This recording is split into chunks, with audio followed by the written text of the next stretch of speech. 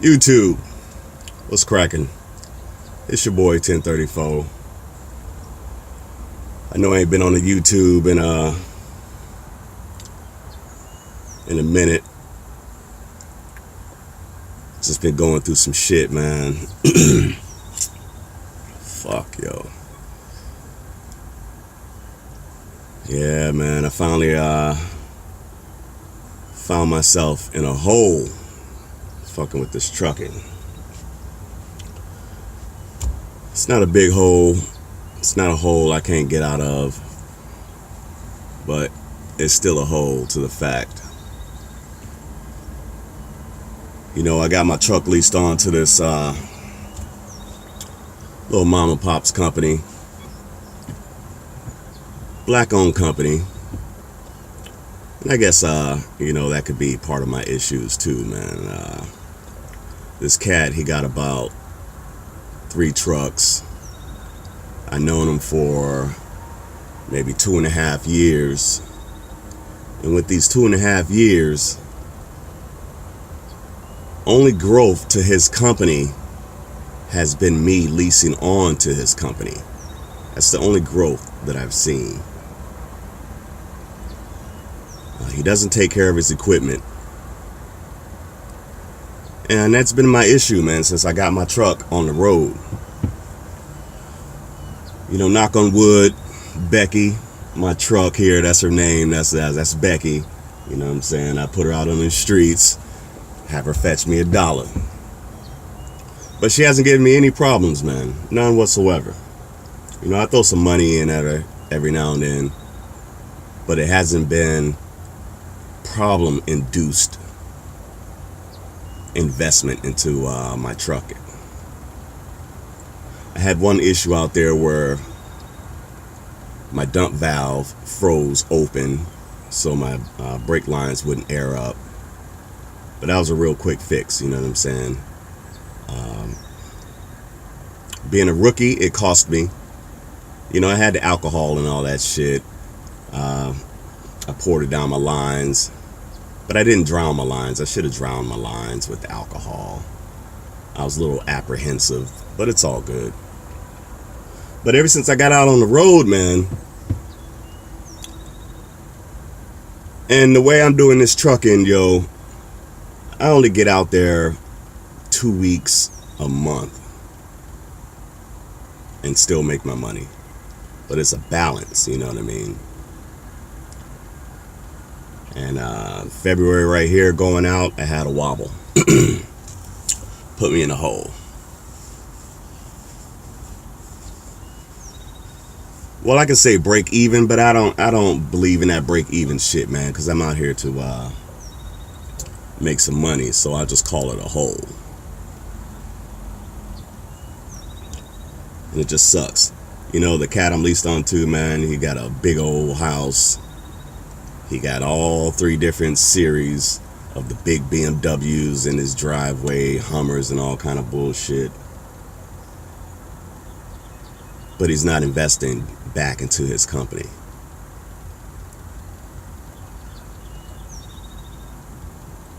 So March, when I get back out in March, I would have purchased me a trailer. So at that point, I will have a complete rig. All right, my own truck, my own trailer. Leasing onto him hasn't been a problem with the monies. He pays the money. He just doesn't take care of his equipment. And so I'm still a rookie out here. You know, I only been out there for about 8 months. My company has been established for a year. So as timing and rhythm goes, it's only natural that I continue to reinvest in my company and purchase this trailer. But what gets me when you do the inner reflecting,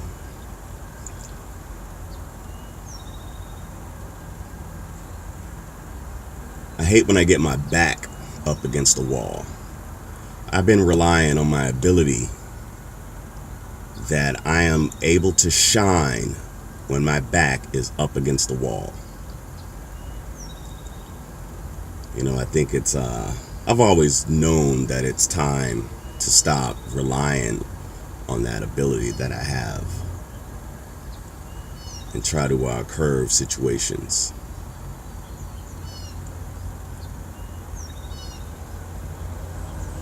I do every now and then, but I've been sitting on buying a trailer for a while. I bought my truck. I was going to buy a trailer, but I just wanted to immediately get my truck out on the road and see how it made money. Okay, it makes money.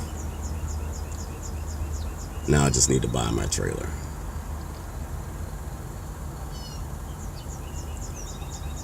I'll probably still stay leased on to Cat after I purchase my trailer, run under his authority for a few more months while I get my own authority. When I first started my company, I was in the plans of getting my authority. I acquired a DOT number, an MC number, but at the time, looking for insurance, it was posing to be impossible. And so that's how I ended up leased on to my Cat right here. But now that the gates have opened, I'm able to get insurance on my own now. So we're still just going to take it baby steps, but I've stepped into the time frame now of purchasing my trailer. So that's what I'm going to do. It's still up in the air if it's either going to be a reefer or a dry van. But I tell you one thing, man. This experience I've been having here with this particular reefer has put a real stale taste in my mouth regarding purchasing a reefer trailer.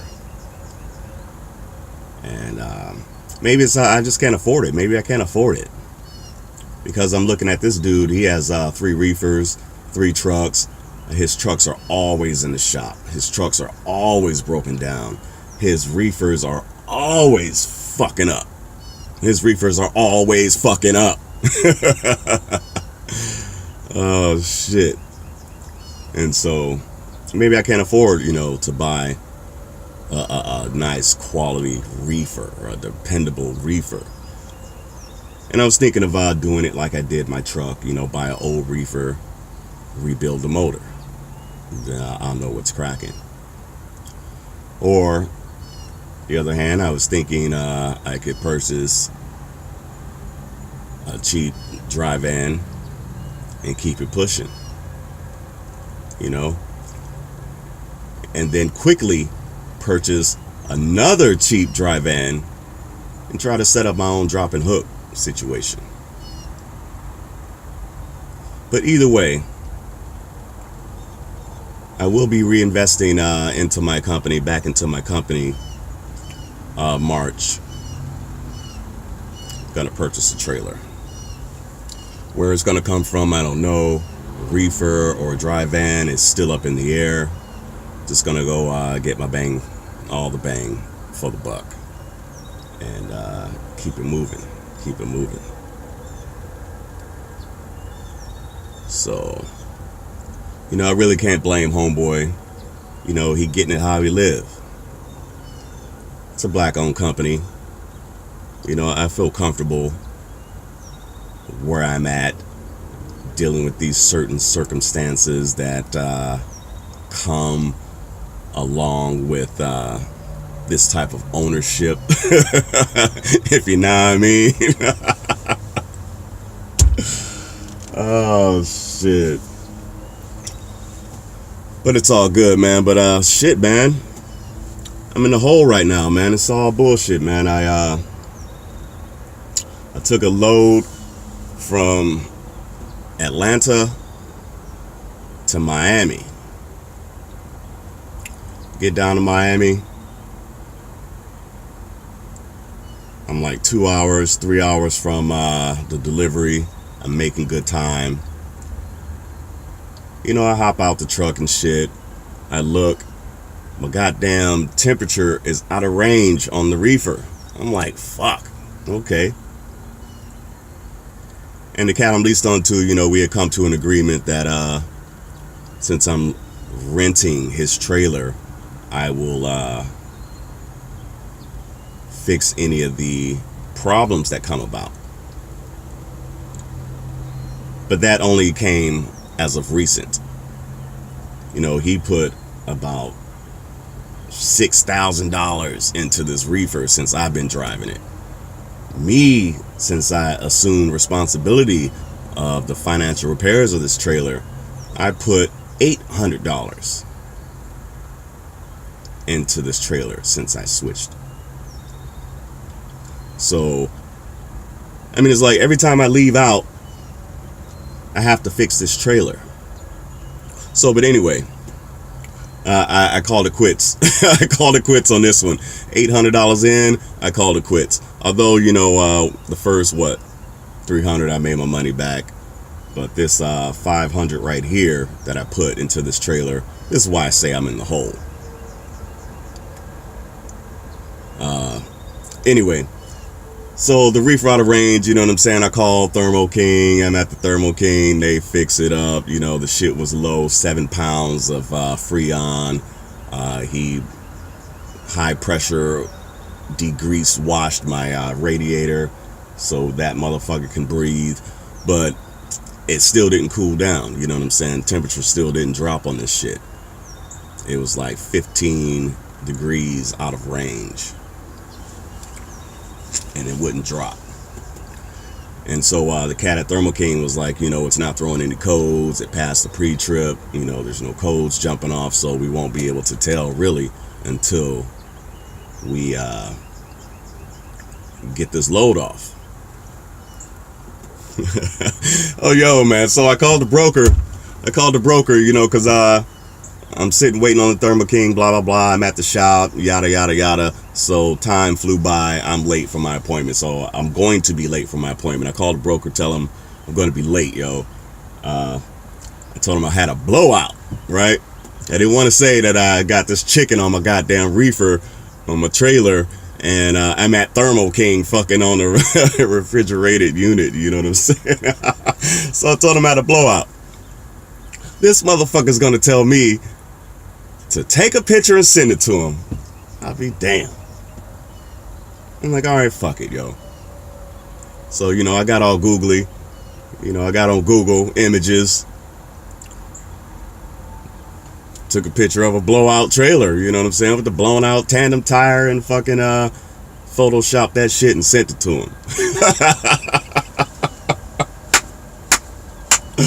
Photoshopped it and sent it to him. Yes. So I go to the receiver. I'm late. They say they close at 5. I'm there at 5:15. They tell me to come back in the motherfucking morning. So I sleep right on the road outside the receiver. It's about 5 trucks out there.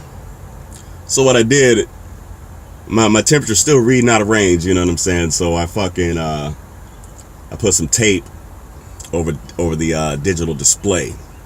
And I'm glad that I did that, because come 5:30 in the morning, something just woke me up.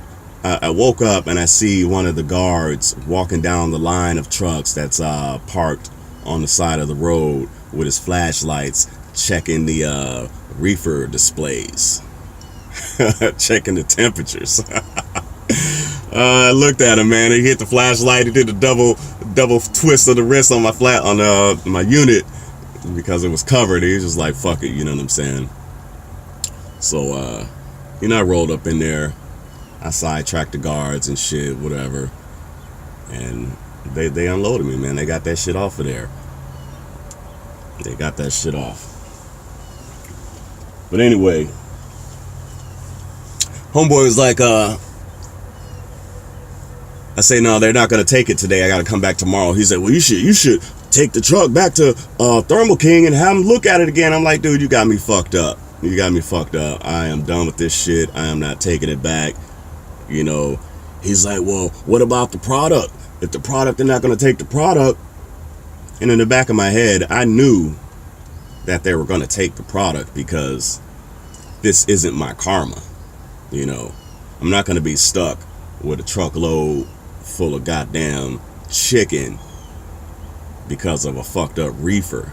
Regardless of how it's going to turn out, it's just not my karma. So I knew this shit was coming off my truck. He's going all crazy, panicking, worrying. I'm just listening to him, just like, whatever, dude. I'm like, it's going to work out, man. I'll hit you in the morning. So come morning, he's like, all right, I got you another load. It's a reefer load, but take the reefer to get it checked out. I said, you know what? Where do you want me to drop your trailer off?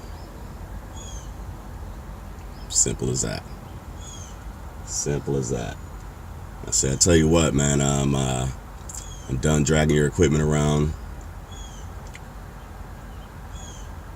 About to go buy my own unit. We can continue doing business after that. But other than that, I'm not fucking with your equipment anymore. You know what I'm saying? Because it's going to get me caught up something viciously.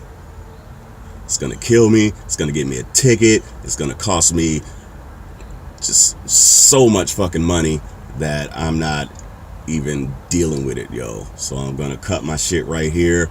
I put $800 into it. Since we've switched responsibilities of who's going to pay for the repairs on your fucked up reefer. Shit, I'm good, bro. I'm good. So, you know, he called me back, you know, begging and pleading, wants to work with me in all different kind of ways and different directions and shit like this. But as of this point, I'm in the hole. I came out on the 22nd.